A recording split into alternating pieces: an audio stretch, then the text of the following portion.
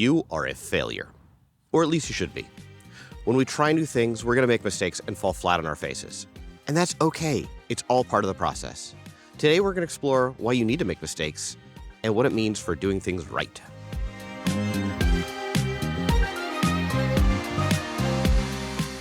Today, we're doing something a little bit different. When I first started this channel, I wanted to equip people to tell the stories of the things that are happening around them. These are people that might not have access to the nice filmmaking gear. They might not have a ton of filmmaking experience. And if that's you, it's okay to feel overwhelmed. But the important thing is to make sure you don't let that stop you from ever starting. Before I started this channel, I wanted everything to be perfect. I looked into all the different ways that people make YouTube videos, and I sat on the idea for years as I did this research.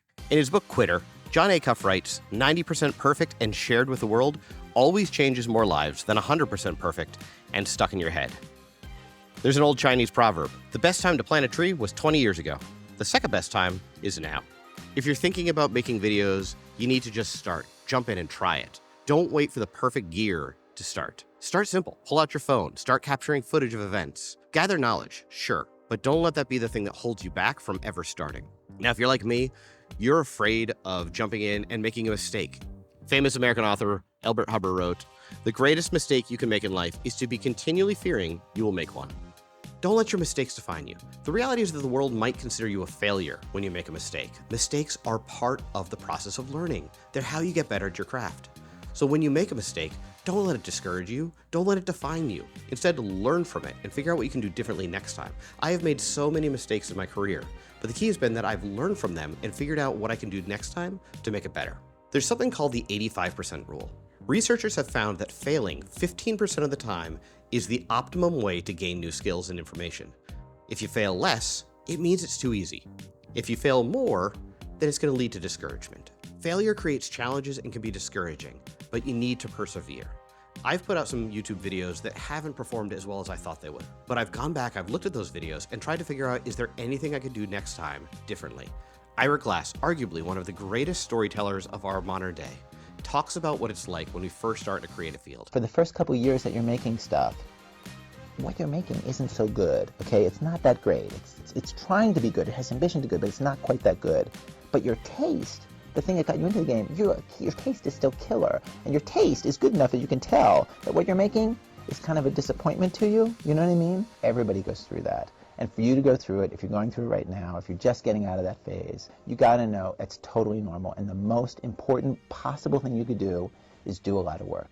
Do a huge volume of work. Put yourself on a deadline so that every week or every month you know you're going to finish one story. Because it's only by actually going through a volume of work that you're actually going to catch up and close that gap. And the work you're making will be as good as your ambitions. We're going to put out projects that don't live up to our own standards, but there is some good news. Often we are our own worst critic.